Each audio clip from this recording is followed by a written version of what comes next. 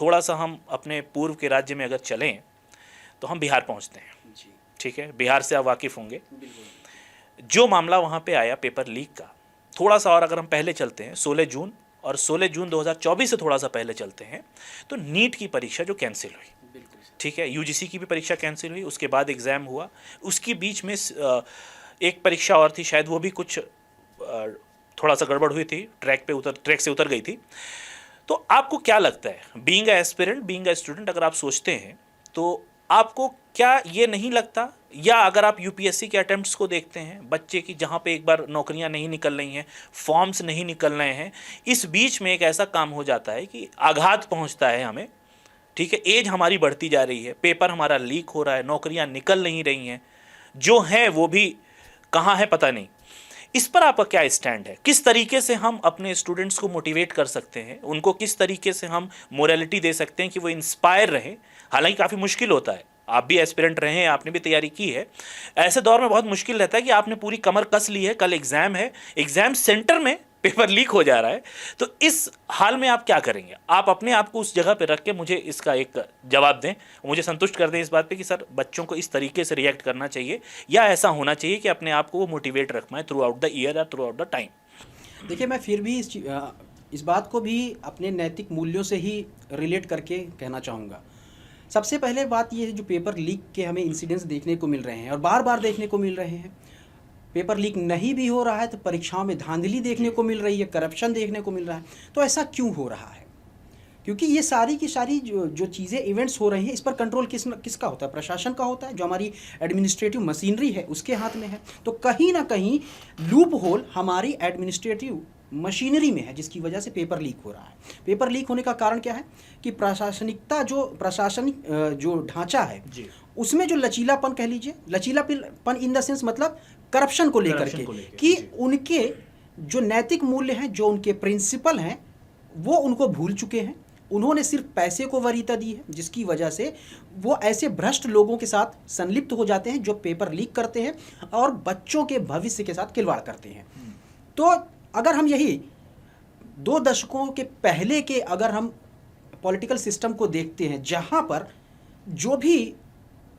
Leaders की बात कर लीजिए, मिनिस्टर्स की बात कर लीजिए, उनकी अपनी एक अकाउंटेबिलिटी होती थी। अकाउंटेबिलिटी आज भी है, लेकिन जो मोरालिटी थी, जो उनके वैल्यूज़ थे, जो उनके प्रिंसिपल थे,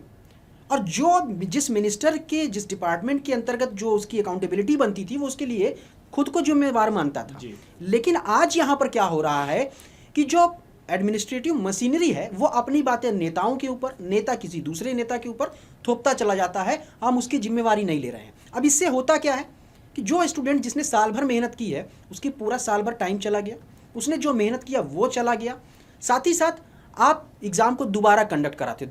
कराते हो तो आपके रिसोर्सेज का फिर से दोबारा यूटिलाइजेशन हुआ, वही रिसोर्स किसी दूसरी जगह पे यूज़ किए जा सकते थे। तो यहाँ पर स्टूडेंट को तो छोड़िए, जो हमारी एडमिनिस्ट्रेटिव सिस्टम है, जो हमारी प्रशासनिक ढांचा है, और ऊपर से लेकर के नीचे तक जितने भी नेता लोग हैं, जितने भी लीडर्स हैं, जितने भी मिनिस्टर्स हैं, उन्हें इस बात को समझना होगा कि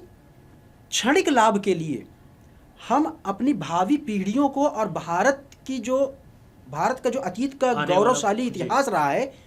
उसमें बट्टा लगा रहे हैं, उसमें हम पैबंद लगा रहे हैं, क्योंकि इतिहास में ये बातें भी लिखी जाएंगी। और अगर आप इस पे कोई कारगर कदम नहीं उठाते हैं, इवन मैं तो ये भी कहूँगा कि जो इस तरह से बार बार इंसिडेंट्स देखने को मिल रहे हैं, तो इसमें कोर्ट्स को भी अब हस्तक्षेप करने की ज़रूरत है। संज्ञान लेते स्वतः सुमोटो, यहाँ पर अगर मैं कहूँ तो कोर्ट को भी इसमें अब इंटरफेयर करना चाहिए, क्योंकि ये स्टूडेंट यूथ क्या है, किसी भी कंट्री के डेवलपमेंट में उसके फ्यूचर को शेप करने में सबसे अहम रोल अदा करता है। और जब हम यूथ को ही निराश कर देंगे तो वो गलत रास्तों पे चला जाएगा। आप इसका देख भी रहे हैं इम्पैक्ट, नशाखोरी देख सकते हैं आप, कितने तो ज़्यादा ऐसे हैं कि क्राइम में चले गए हैं हमारे यूथ। तो वो इन्हीं का इम्पैक्ट है। तो हमें ग्राउंड लेवल पे काम करना होगा, और ग्राउंड लेवल पर लेकर के जो करप्शन हो रहा है उस चीज़ को कम करना नहीं, बल्कि उसको समाप्त करना होगा, रोकना होगा। और ये कैसे होगा कि हमारी जो एजुकेशन पॉलिसीज़ है, जो हमारा पाठ्यक्रम है, उसमें ज़्यादा से ज़्यादा इन चीज़ों को इंक्लूड करना होगा कि हमें पैसे की तरफ नहीं, भौतिकतावाद की तरफ नहीं, बल्कि अपने नैतिक मूल्यों को, अपने प्रिंसिपल को, अपने आदर्शों को, अपने पुरखों के आदर्शों को सजो करके भारत के भविष्य के निर्माण में अपनी एक अहम भूमिका निभानी है। तो बस यही मैसेज मेरा रहेगा। और तमाम यूथ के लिए देखिए मैं यही कहूँगा कि दिक्कतें होती हैं, आपकी मेहनत, भाई जो आपने समय खोया, समय सबसे बड़ा दिया हुआ गिफ्ट है गॉड का, मैं ये मानता हूँ, क्योंकि जो समय चला गया वो समय आप नहीं ला सकते, आप सब कुछ ला सकते। दो चीज़ों पे मैं ज़्यादा यहाँ पर जोर देना चाहूँगा, एक तो समय, दूसरा आपका स्वास्थ्य। आप सारी चीज़ों की भरपाई कर सकते हैं, ना तो आप समय वापस ला सकते हैं, और अगर आपका स्वास्थ्य खराब हो गया तो आप उसे भी नहीं ठीक कर सकते हैं। ठीक है, तो इन दो चीज़ों पे आपको जोर देना है। मैं इस बात से सहमत हूँ कि आपको यहाँ पर निराशा मिलती होगी, इस तरह की जो पेपर लीक की या कह लीजिए परीक्षा में जो धांधली के इंसिडेंट्स देखने को मिल रहे हैं, लेकिन फिर भी हम यही कहेंगे कि निराश होने की ज़रूरत नहीं है, कोई गलत कदम नहीं उठाना है, अपनी मांगों को जायज़ तरीके से प्रशासन तक पहुँचाना है, सरकार तक पहुँचाना है। और सरकार के लिए भी यही रहेगा कि ऐसी कोई भी घटना जो हो चुकी है अब वो भविष्य में ना होने पाए।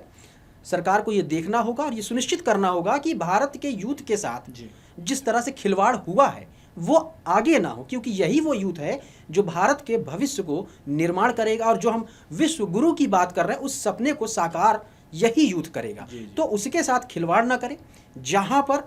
नौकरियों की ज़रूरत है, वैकेंसीज नहीं है, वहाँ पर जॉब अपॉर्चुनिटीज़ क्रिएट करने होंगे, इंडस्ट्रीज़ को सेटअप करने होंगे। मैक्सिमम जो हमारी रिक्वायरमेंट कह लीजिए कि जो यूथ के डिमांड है उसको देखना होगा कॉन्स्टिट्यूशनल प्रोविजन के अंतर्गत, जिससे कि यूथ के पास जो अभी कह लीजिए जो बेरोज़गारी एक सबसे बड़ा मुद्दा बन रहा है, तो सरकार को उसमें इंटरफेयर करके उस मुद्दे को कहीं ना कहीं देखना होगा। नहीं तो आने वाला जो भारत का भविष्य है वो बेरोज़गारों का, कह लीजिए भारत एक बेरोज़गारों का देश हो सकता है, क्योंकि यहाँ की पॉपुलेशन अगर हम देखते हैं तो यहाँ की पॉपुलेशन, यहाँ के यूथ में पोटेंशियल तो बहुत है, लेकिन अगर उसको सही तरह से यूटिलाइज नहीं किया गया और वो अगर गलत जगह पर चला गया तो कहीं ना कहीं भारत की जो एक तरह से वैश्विक स्तर पर हमेशा से जो उसकी छाप रही है वो धूमिल हो सकती है।